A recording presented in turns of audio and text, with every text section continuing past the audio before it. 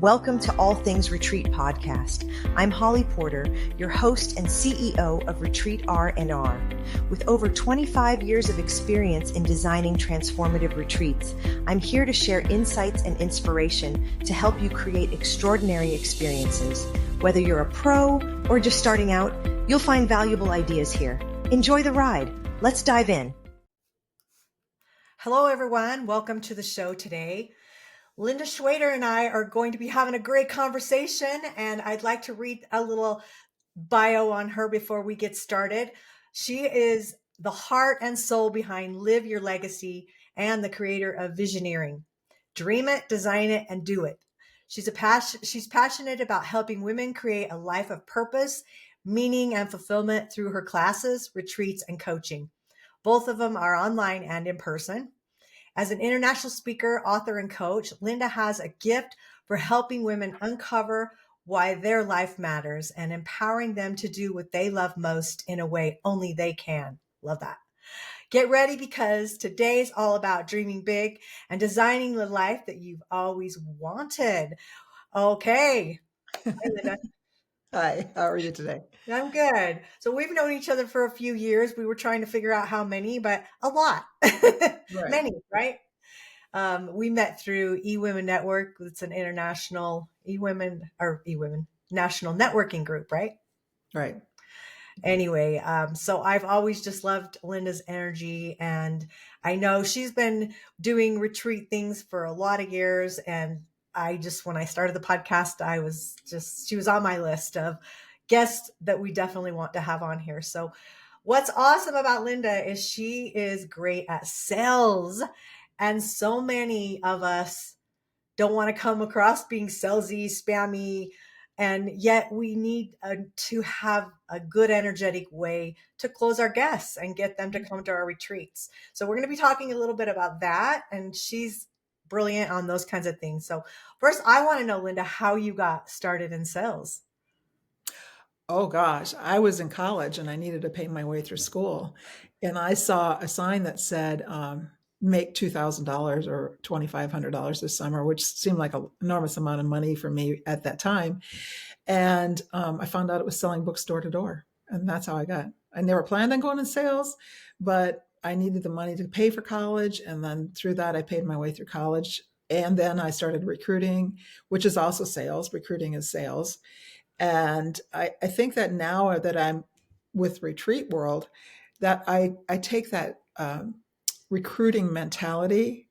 You know, when I recruited, the reason why I did so well with recruiting is because I believed so strongly in what it was, that how people's lives would change if they went out and sold books. You know, we're in college, we get to travel, we get to pay for school, we get to go on, trips that we win. I just believed in it so strongly. So it was easy for me to recruit. And now the same happens with retreats, is I believe really strongly in the transformational part, that somebody that's going to come on a retreat with me is going to come there. I just really believe strongly that they're going to come out a different person, the same person, but something's going to be uncovered or unstuck or revealed that they've been hiding or maybe didn't know. And I just believe so strongly in that. So I do look at it as I'm recruiting them to come on my team, but not recruiting in the, like a headhunter recruiter. Sure. Just that's what I look at. That's what I think about. And I say better's better. There's never wrong with anything about better being better. That's right. That's right. So can you think of a memorable experience or a story maybe that maybe shaped your approach and how you're doing things now? I think probably actually the reverse, of not so much of me making a sale, but people making sales to me. Oh, okay. When I started in the sales world, it was a long time ago. I'm not real young. And so therefore, it was really a man's world. And so we were taught how to sell, like in the 80s, Tom Hopkins was big. And Tom Hopkins, if people sell like Tom Hopkins now, and I saw somebody do that recently, it's like, that is so old school, because then it was like the hard close and the hard this and the hard that. And what I learned, I became a certified trainer in integrity systems, and integrity systems as a program about selling. It's called integrity selling. And what they teach is that it's 80% listening. Most people think sales is all about talking and talking people into Yeah. things, but what they teach, and when I was teaching, I was teaching people about sales. Um, it's 80% listening, because if you ask the right questions and you listen, and then based on their answers, you listen some more, then when it comes time for you to present what it is that you're selling or offering, or your service or your product or whatever it is, then you've listened to them. You know exactly what they liked about something, didn't like, what they want, what they don't want. So you can take what you have and guide it to be what you know answers their questions, because you've already listened to them. I, Yeah. I think it's like people that take if they're just going to do all the talking and selling, it's Yeah. like taking a gun that's just an automatic, blah, blah, blah, blah, blah, blah, blah. Right. They're shooting, just trying to hope that something hits. Yep. And if people don't like that, then they get defenses up and they don't listen to you because you haven't been listening to them. So I think listening is really one of the most important things in sales. And when you do it online, do you take notes while they're talking to help you? You're talking about like if we're going to do a Zoom. Hmm. Yeah, I always take notes. And Yeah. so I would say that. I hope you don't mind if I take notes, but this helps me make sure that I get everything right. Right. And then sometimes I will repeat. Now, can I repeat what you just said? Because I thought that was really good, or something like that. So I'm showing them that I'm actually taking notes and repeating what they're saying. I I don't noticed repeat it. people are surprised when you repeat it back to them and you actually got it. And they're like, oh, I said that? You're like, I wrote it down word for word. I mean, they get surprised at what they Yeah. say. And it's nice to be able to use their own languaging with them Yeah. to help. And that show it to me when you say, I hope you don't mind if it's okay if I write a Yeah. few notes, because um, then it's showing that you're interested, and it's Right. powerful because you're listening to them. Most And people if don't you're do going to this. record, make sure you ask for permission. Absolutely. Yeah. Most of the time now, I mean, I don't know, but Zoom, if you're using Zoom, Yeah. it says it's okay, you're being recorded. You can't Yes. sneaky record. Yeah. But there's a lot of apps that have AI that'll record people. Well, yeah, that's true too. So I No, always it's, ask in for. integrity, you would always ask them. Absolutely. Okay, so speaking of integrity and trust was my next question. What's your go-to, maybe, if you have a method for building trust with potential clients? Well, so for any reason, or just to go on retreats? I think just for any, it would apply. Don't you think it would apply for any Yeah, kind but of stuff? how I approach people with retreats is usually not the same as just like if I was going to go on an online program. Online Okay, program, they might not know me very much, and they're not investing as much in their time and their money. Whereas a retreat, they're investing, like the one that I have coming up is 6 days. It's international, right. and so we're talking deeper pockets, deeper, their commitment of time and all Hmm. this kind of stuff. And so I think that people have to experience you in some way. They've either bought some program with you, they've been on a conversation with you, Yeah, they've interacted with you in some way.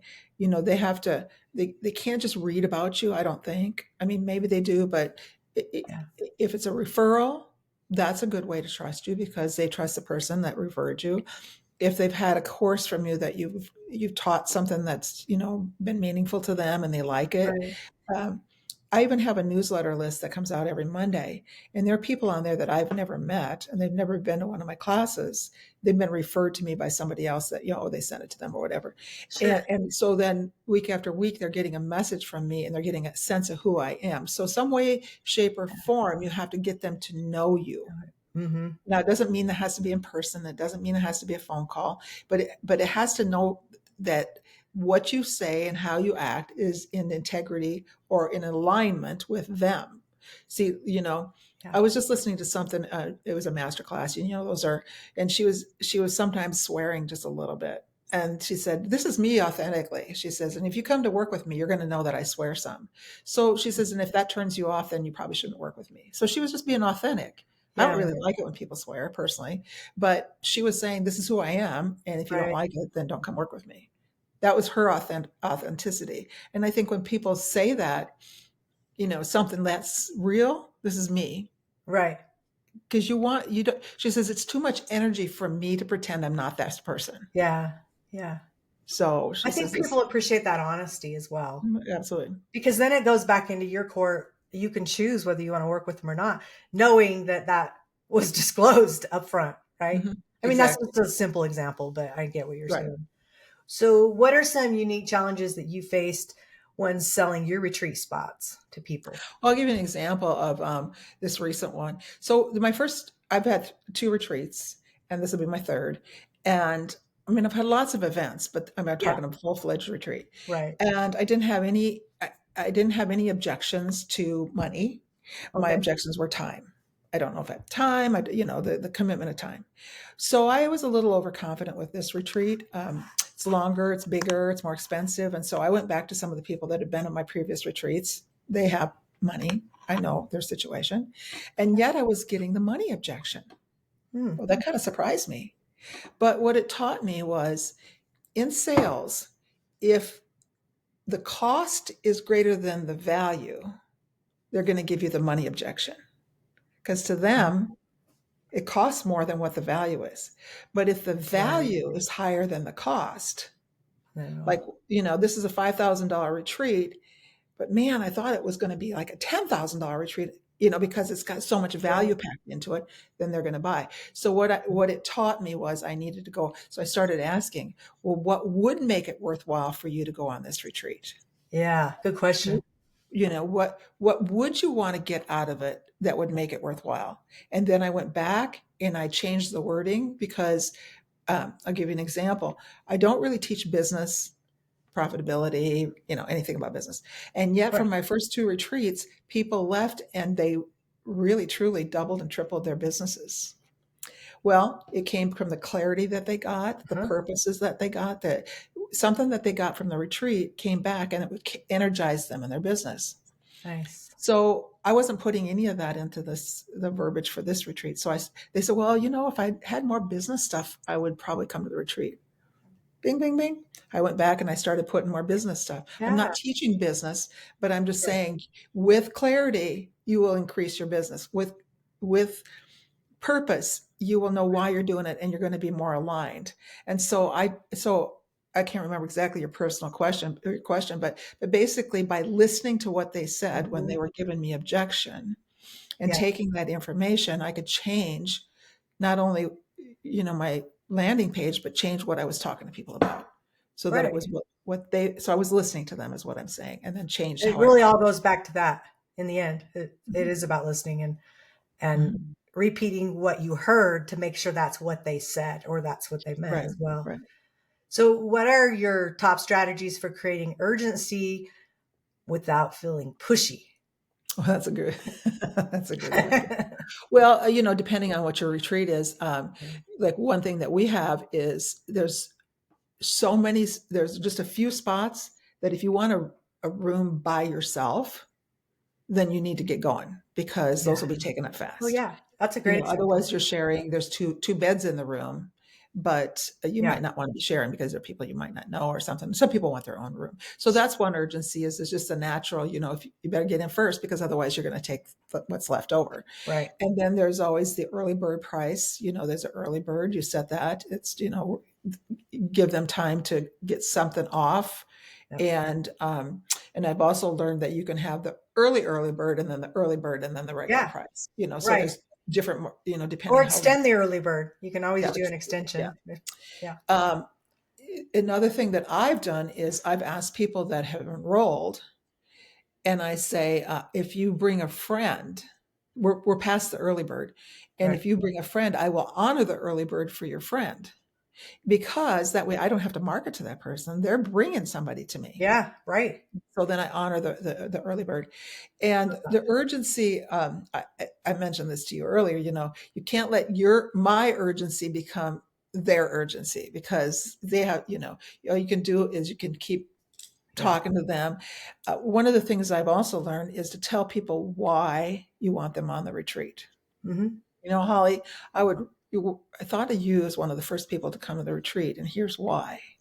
That you and I, blah, blah, blah, you're Yeah. this. Yeah, I thought of you immediately because, and I tell the people why I would really like them at the retreat. Yeah. And so if I I love know that. them, you know, Well, and if you know some others that are coming, I think it's always nice to say, Oh, you'll really love a couple of the other Oh, excellent. women that are going to be joining us. I really feel like your energies will mix well, and yeah, because I've talked to a lot of people. You can have one person that kind of runs it for a lot of people at a retreat. And I think that's where we'll have podcasts on contracts and things like that. That if somebody comes and they're a troublemaker, they can be asked to leave on their own expense and no refund. And I think there's just not to be mean, but you don't want to ruin your other guest experiences by somebody coming there with their trash, whatever, right? I have somebody else that does grief. And she said the one question I asked them before I even want them there is, are you ready to let go? Because if Mhm. they're not, she does not want them there with other people that are ready to let go their grief. Right. Um, There's stages of grief, and if they're too fresh into it, and yeah, then you have somebody that's ready to let go, it's that's tough. like a spectrum that's way different from each other, you know. Yeah. So I think it's just every retreat's so different because of the different guests that are Mhm, there and the different energies that they bring to mhm, it, for mhm. sure. Um, so let's see what else I want to ask you here. When you start a sales conversation, especially like in your retreat, so you get somebody on a Zoom or on the phone that wants to talk to you about coming to your retreat. How do you start that? Well, it depends on, so if it's like I went to a networking thing and mentioned about the retreats. And then some people, I say, how many of you would like to know more information? I have a barcode or whatever. And they raise their hands. Now I notice who those people are. Then I'm going to reach out to them. Then I set up a time to talk. So they know it's about the retreat already. Yeah. Okay. So so it's not a surprise what I'm going to be talking to Right. them. you Right. know Now I did reach out to all the people that came to my other retreats, and I started out with, because you were at my other retreat, I wanted to run this by you. And I'm very upfront. I'm just like, we can talk about other things too, but I also want to talk about the retreat. you know and Right. um and so, to me, the start of talking to them about the retreat is not what's hard. What I've learned is that, say you and I have a conversation. Now, let's say you haven't seen the website. You're going to look at my landing page. You want to read through it. And of course you do, and I want you to. Yeah. But I say, okay, well, let's circle around, next week sometime I'll give you a call. Well, sometime next week is like too vague. Then I call, you're not there. Then you don't call back. Right. Now you don't know how much I should call you, the whole thing. So always make sure, I learned this a long time ago, bam, fam, book a meeting from a meeting. So Yes, absolutely. what day next week would be good for me what will give you time to look at this? Mhm. I don't, there's no, I never use the word pressure because that puts the wrong word in there. I'm going to say, I'm not asking you to pull the trigger, Yeah. but I am going to call back and see what questions you have. Yeah. So that relieves them of, oh, she wants a decision by next Wednesday. No, I don't want a decision. I want to move them along. Like what they say, if you have a hose and you got something going through that hose, you're just trying to move them along that hose Yeah. along the way so that they come out the other end. You Yeah. can't, here, I'm going to talk to you today. You're going to look at the website. Now you're out the hose. No, that's not usually the way it works. You see. So, Can't but, help but them if there's kinks in it, unless you talk to yeah. them. So I want to talk to you just because I want to see what questions. And then, oh, by the way, you know what? I have another video I can send you. I didn't send you that video, did I? So I talked to you Yeah. on, say, Friday this week. Now, next Wednesday we talk. And then now I see what questions you have. You know what? I've been so busy. I haven't even really had a chance to look at it. Okay, well, blah, blah, blah. Or let's say you have, and you have a couple questions. Then I say, well, I want to send you something else that would be, but I'm going to find out where you are in that hose. Right. You moved here, or you moved here, you moved here. Yeah. Or like, you know what, I'm considering it, but my husband's been gone for 2 weeks and I'm coming home this weekend. We're going to talk about it. Whatever it is, then I go through and talk about, well, how are you going to present this to your husband?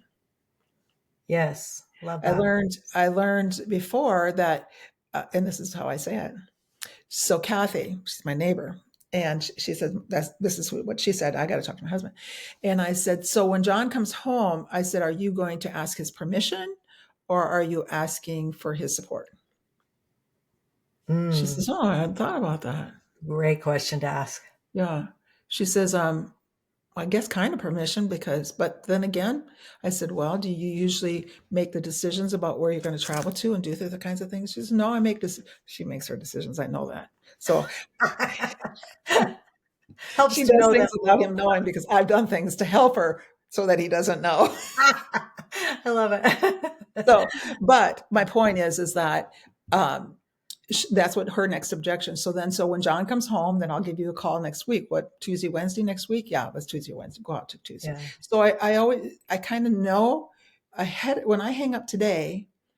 I might talk to Kathy in the meantime, but she hasn't talked to John. So I'm not going to bring up the retreat till when I say that we're going to talk about the retreat. Okay. I love that. So wrapping up, if you could give one piece of advice to somebody that's struggling to sell their retreat, what would it be? Well, I think I mentioned this to you earlier. I'm going to say, take the word sales out, because a lot of times people don't see themselves as a sales, and then I think they're selling their people, and they have a disconnect, and they don't feel in alignment with sales. And look at the enrollment part. You are enrolling people into a new vision, a new, Right. not a new, a vision, a transformation. You're enrolling them into themselves, into doing something that's going to move their life forward. Whatever kind of retreat you're going to have. Yeah. What I love about the retreat business is that these are people that aren't sitting there with a beer watching TV and they just like, well, life is just what it is. They're people that want to do something with their life and they want to move forward. And so if you look at it, that you're not selling them, but you're enrolling them into your vision and their vision, then you can get excited about that. You're just sharing your excitement. Absolutely. And enroll them in your vision. What's one more thing you could say to keep somebody motivated, maybe that's struggling to fill their retreat right now? I believe that depending how close it is, I had my first retreat, I had 6 people and it was like 2 weeks away. And that's when I came up with the idea to go back and say, can you bring your friend? And I'll honor the first one. And they got 4 more people. Wow. So no matter what it is, there's somebody out there that if you keep just asking people for referrals and you keep going, that you're going to get, if you don't hit your goal exactly, you're going to come close. I love it. Oh, that's great. Well, Linda, it was so fun to catch up a little bit with you and get your little genius out of your brain, because you've got so much in there for us. And so I know our listeners have probably learned a lot, and I'm sure maybe later we'll go a little deeper on it later on, do another show, but I appreciate you coming on. And absolutely. This is fun. It's always fun to talk to you. And so everyone else, join us. We'll drop a new show every Wednesday for All Things Retreat podcast. And until then, bye for now. Bye-bye. Thanks for joining us on this episode of All Things Retreat. We hope you're leaving with new ideas, fresh inspiration, and the motivation to take your retreats to the next level. Don't forget to subscribe and leave us a review. It helps us grow and reach more retreat leaders like you. And if you have any questions, topics you'd like us to cover, or just want to say hello, send us an email at info@weretreatrnr.com. Follow us on social media to stay connected and catch all the latest updates. Until next time, remember, great retreats start with great intentions. Let's make them extraordinary, one step at a time.